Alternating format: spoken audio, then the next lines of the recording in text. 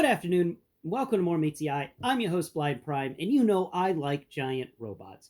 We love giant robots. We adore giant robots. Even Sugar likes giant robots because she just seems to absolutely fall in love with Menasor over there.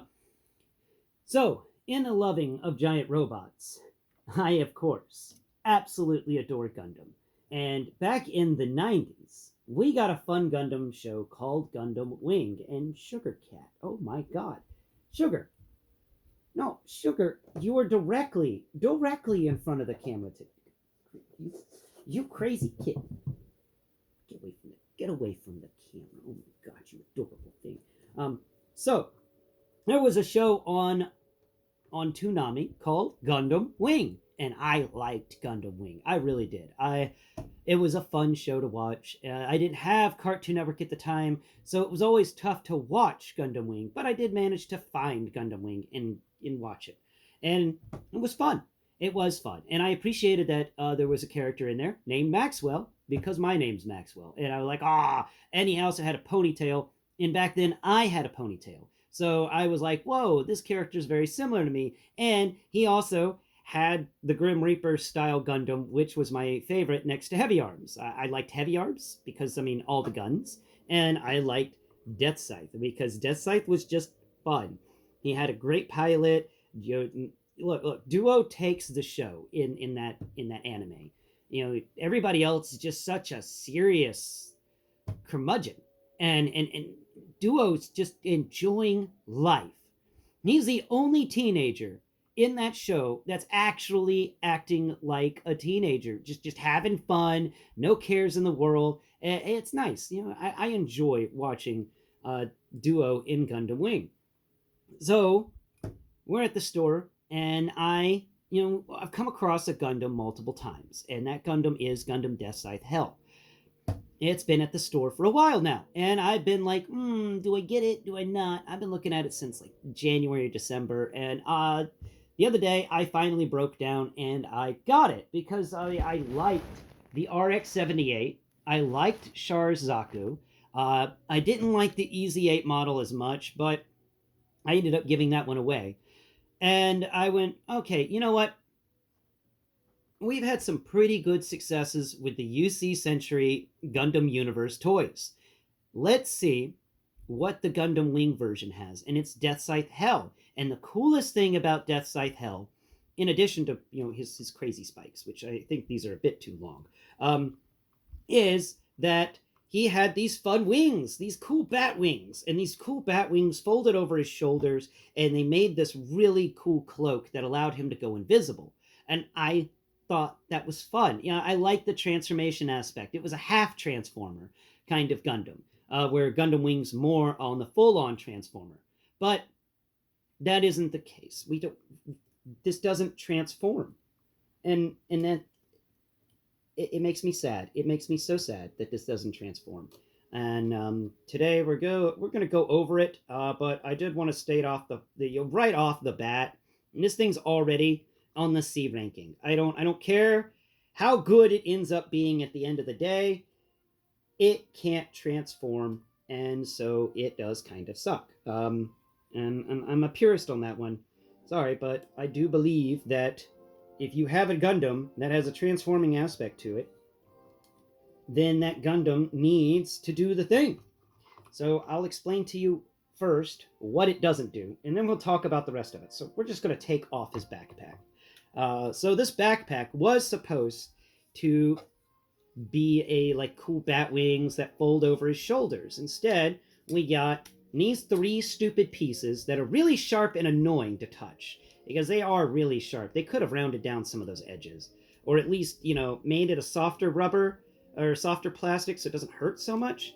And the thing I don't get about this is why is it that I can pay $25 for a really good sized transformer and have it completely transform, but whenever I pay $25 for Gundam Universe, I get this stupid backpack that doesn't even look at that pole. It doesn't even sit flush on the back, because they have to make up for the fact that there's a joint in there that moved this thing up and down. They went as cheap as possible with this, And that's why, like, I'm just amazed by that. So let's go over this thing, and I just state off the bat, these stupid spiky bat wings that take apart absolutely suck. They needed to fold over his shoulders. This upset me a lot because, and also the fact that it's Deathscythe Hell Custom, and it was packaged as Deathscythe Hell, and that was also annoying because I wasn't looking for Deathscythe Hell Custom.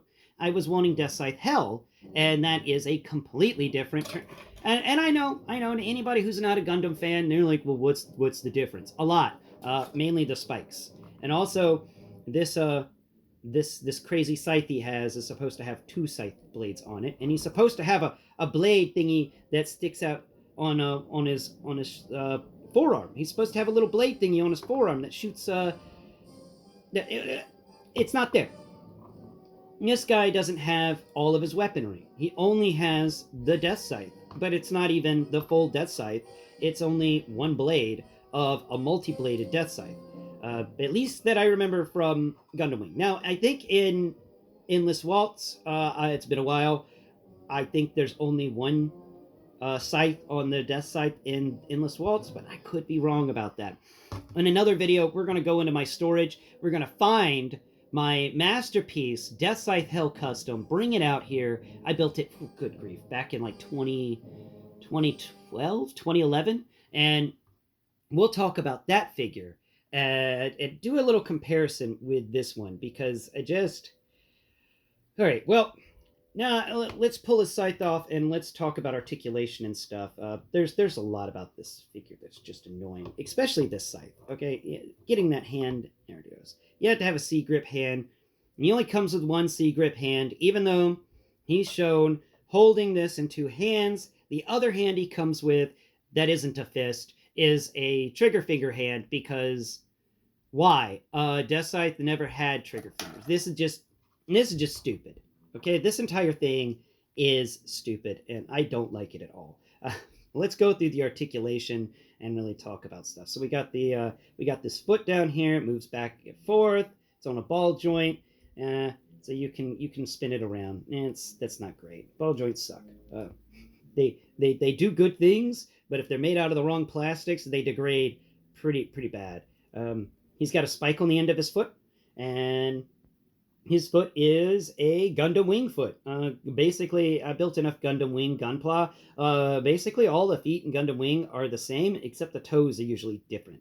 But there's always this weird rectangle thing that's put on top of the foot, and it connects everything together in there.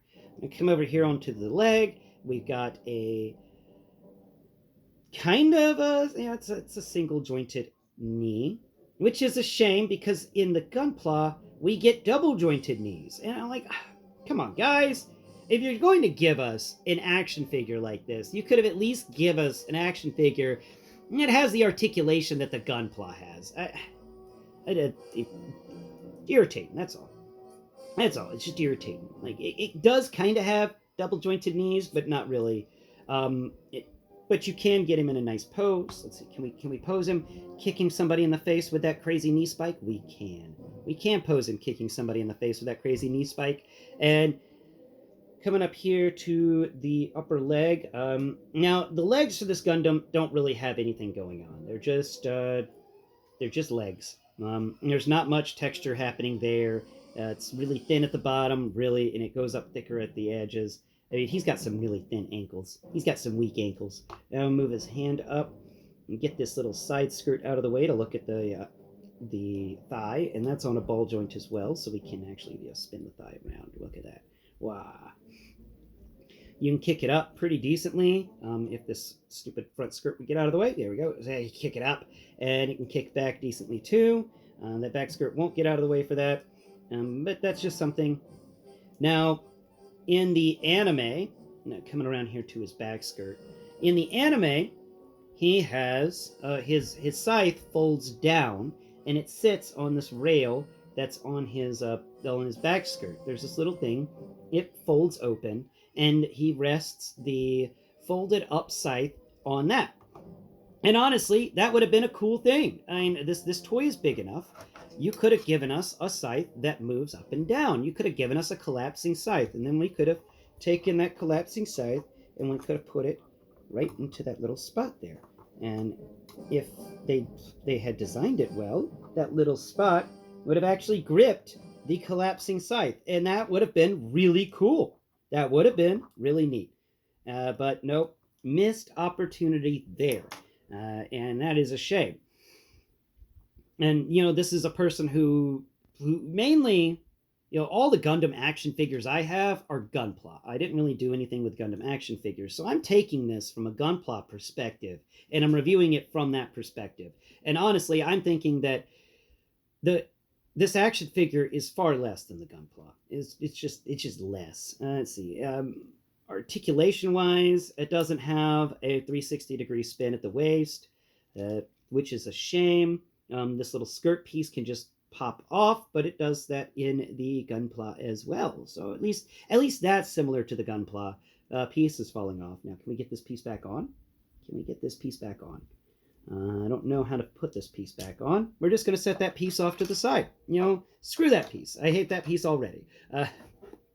Now, let's move up from his waist, which kind of sucks, up here to his core body, which is got these neat little... It's got some cool textures in here. We got some more of these little sharp angles and sharp spikes.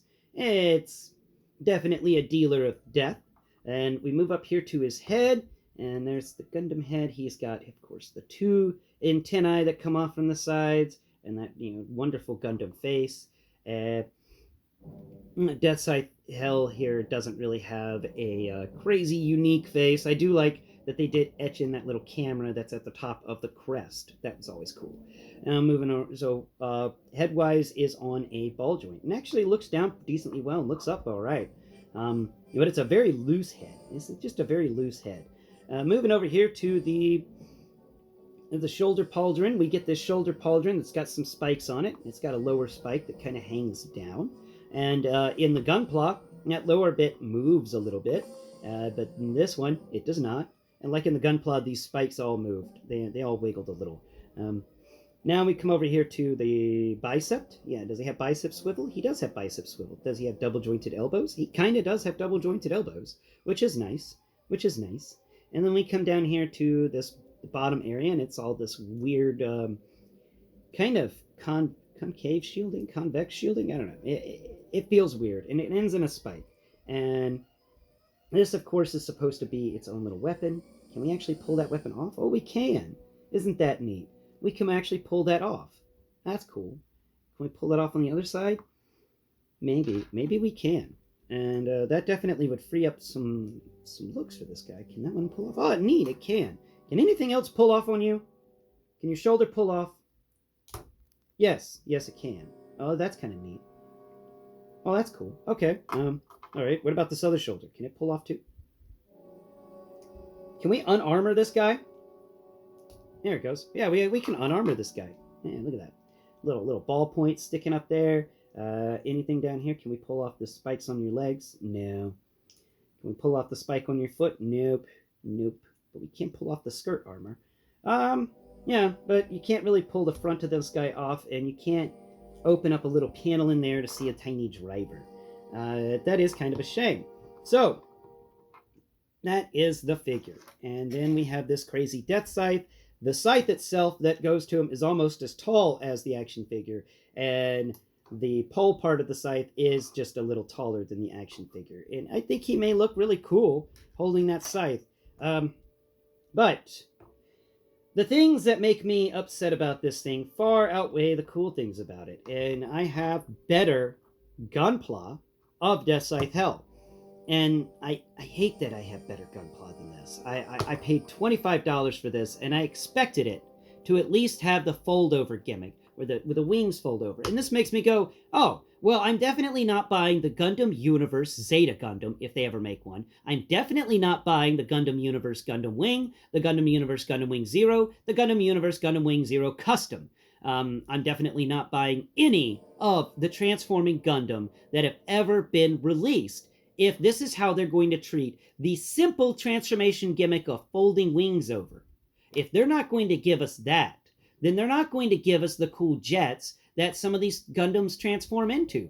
We're not going to get that from Gundam Universe, and this has soured me on a Gundam Universe entirely. This absolutely infuriated me, and I do consider this a waste of your money and a waste of your time. This figure gets a flat-out F from me because of what it means. It means that the Gundam Universe toy line does not do anything transforming. And for many of the Gundams out there, that's the coolest part about them. So if you're not going to do that, then what's the use of getting it? I am not satisfied with this at all. I think its look is okay, but at the end of the day, it did not bring me what I wanted. And so it doesn't bring me joy. Thank you all so much for watching today's video. I hope I was able to help you figure out, like, what are you supposed to get? And when it comes to Gundam Universe, I really say be careful about what you buy, because Gundam Universe is all over the place, and it is not as good of an action figure series as people let it on to be, and I don't like that. I really wish they gave us more. I really do wish they gave us more. And for the price point that they're asking, we should be getting more. We should be getting more than the equivalent of a high-grade gunpla that's glued together. Thanks for watching. Until next Prime, I've been Blind Prime, and my co-host Sugar the Cat has been here today. She is currently sleeping in a Lego box. Bye-bye for now.